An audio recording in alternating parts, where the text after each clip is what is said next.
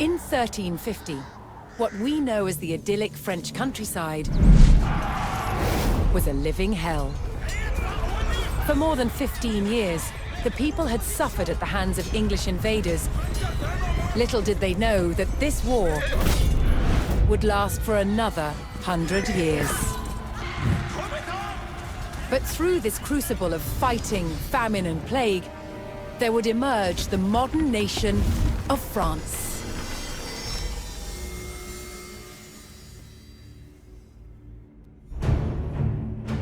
England's King Edward III looked jealously across the English Channel.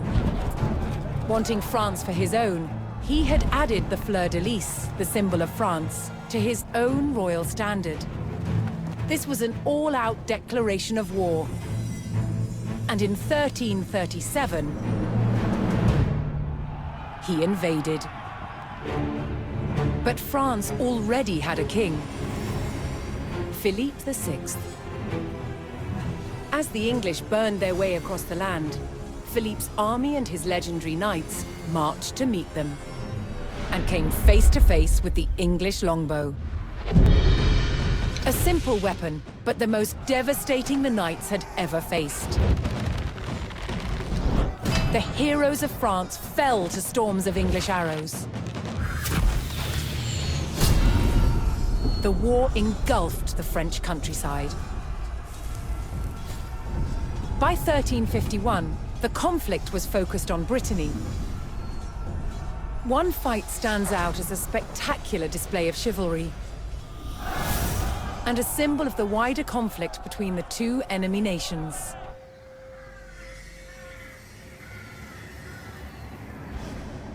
The Combat of the 30 is still commemorated here in Brittany. It was a dispute between two local families.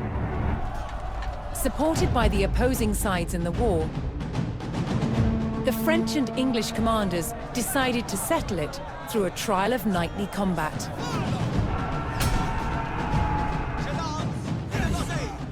Each side would choose 30 champions to fight on neutral ground. France prepared to defend itself against England's finest.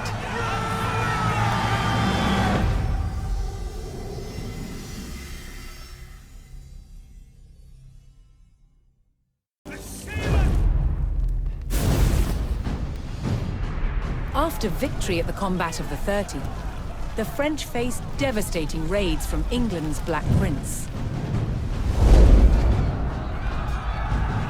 But France's King John II was closing in.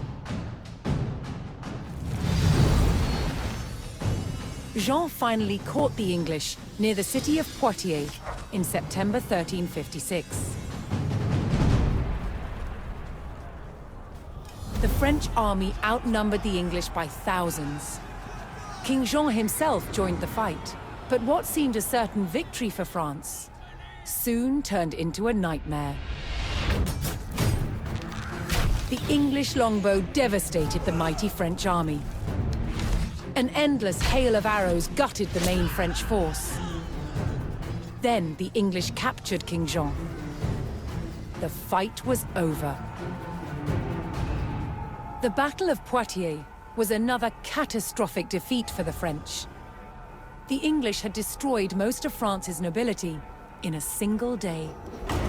Now they turned their attention towards taking the French capital, Paris.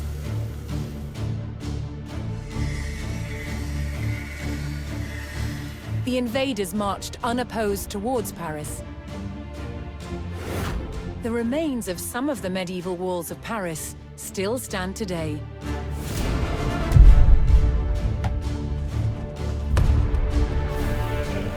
As the English army approached, the terrified locals sought shelter behind these defenses.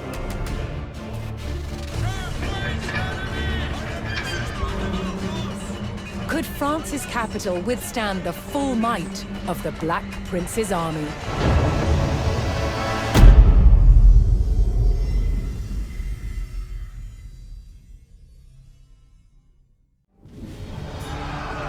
With rebels and raiders eliminated at Cocherel, King Charles V faced one last threat to France: the relentless English invaders. Word arrived that the English army was weak and scattered, divided by infighting. The king quickly directed his army to chase down the old enemy of France at Pont-Valin.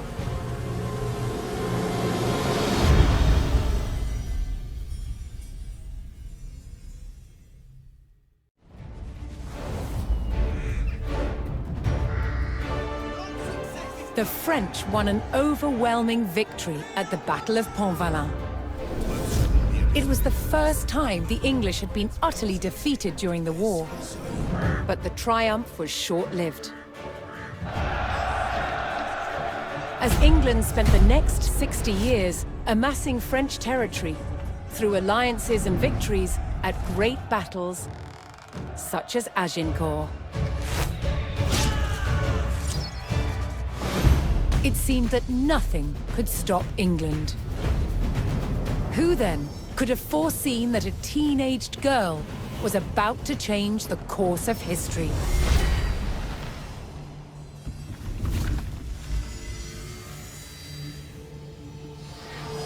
In 1429, France was in dire straits. Nowhere was it more evident than the besieged city of Orléans. The city was completely surrounded by English-held forts. But just a few days' ride away, here in Chinon, there was potential help.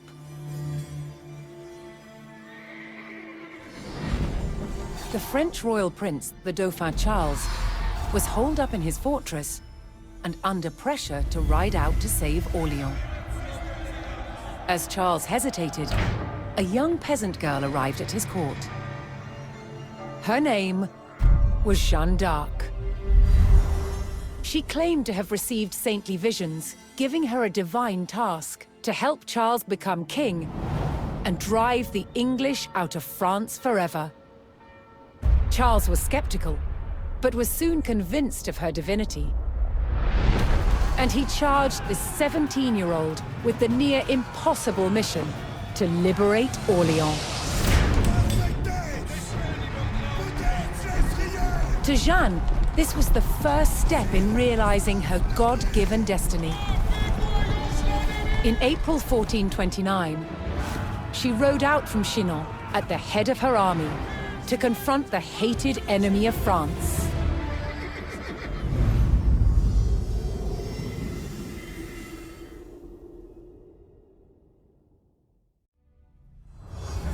Jeanne d'Arc had liberated Orléans and put the English army to flight. However, as the English retreated, they became an obstacle for Charles the Dauphin. He needed a clear path from Chinon to Reims, where he would be crowned king. Nearing the town of Patay, the English sought to regroup. But Jeanne d'Arc and her French army were closing in.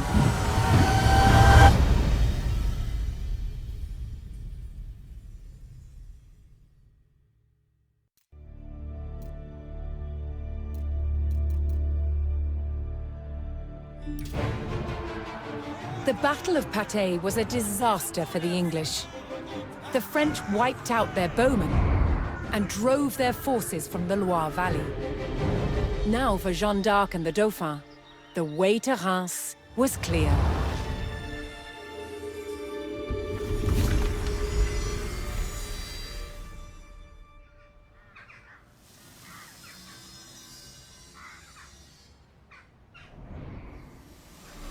The Maid of Orléans rode with the Dauphin through the streets and was at his side when he was finally crowned King Charles VII of France. But less than 2 years later, Jeanne was captured in battle, sold to the English, and put on trial for heresy.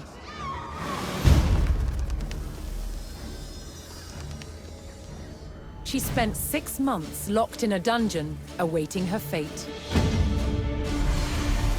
King Charles, who owed his crown to Jeanne, did nothing to help win her freedom. She was found guilty. On May 30th, 1431, Jeanne d'Arc was brought here, to the old market square in Rouen, where she was burned at the stake. She was 19 years old. But what the Maid of Orleans started could not be denied. Her victories were the first in a chain of successes for France's military. Liberty was within reach. Thanks to the leadership of two brothers, Jean and Gaspard Bureau, the French army became experts in the use of artillery, transforming it into a disciplined, modern fighting force. In 1448, King Charles was ready to make a major move against the English. He vowed to retake Normandy.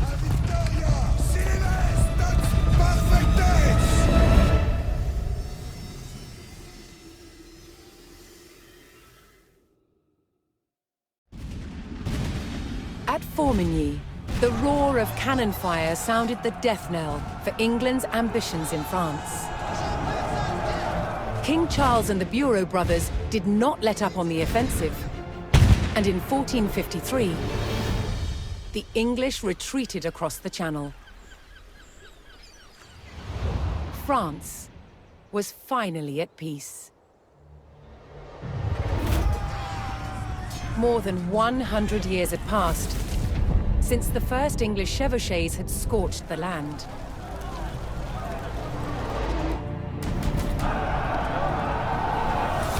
The iconic French knights who fought in those early days would not have recognized their own military a century later. The English longbow, once the scourge of France, was no match for French artillery in the last years of the war. And by 1453, France's border looked very different, growing to encompass territories once claimed by England and their allies.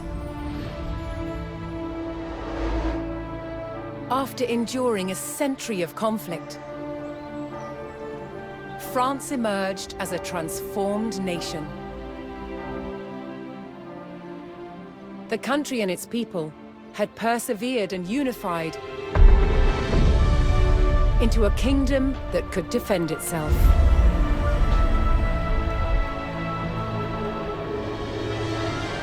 Against all odds, France had won the 100 Years' War.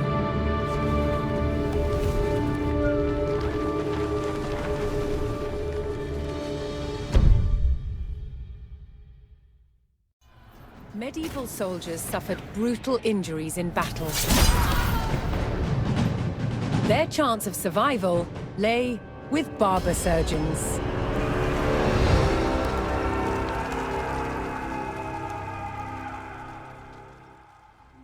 From cutting hair to removing limbs on the battlefield, the job of a barber surgeon was varied, and so were their tools. 600 years ago, surgery was very different from today, and this is some of the kit that the surgeons of then would be using. For example, amputations. This bit of kit was used to cut through the skin. Then you need to get through bone, and this is what they used. Believe it or not, this was used for neurosurgery. But what they didn't have at the time was anesthesia. Despite carrying out major surgery, barber surgeons had no formal training. What they learned on the job, and the place where they practiced the most was the battlefield. This was also a time when new surgical techniques were developed, particularly when it came to saving the life of a future king. In 1403, 16-year-old Prince Henry was injured in the Battle of Shrewsbury, while fighting rebels trying to overthrow his father, King Henry IV. The arrow penetrated his right cheek and became lodged at the base of his skull. He was very lucky it didn't kill him instantly. Prince Henry pulled the arrow from his face. The shaft came out, but the arrowhead remained lodged inside. They needed to get that out before infection set in and killed him. To the rescue, celebrated surgeon John Bradmore. Bradmore recorded what he did to save the prince's life, including a picture of the tool he made to extract the arrowhead. And it works by ensuring that the tip is closed and then inserting it along the track caused by the arrowhead until it meets the arrowhead. Then the screw is turned to expand the tip, locking it in place inside the arrowhead. And then ever so slowly and gently, you extract, making sure that you don't lose it along the way. I'm amazed by the skill that would have been needed to do this successfully. Can you imagine how good that felt when that came out?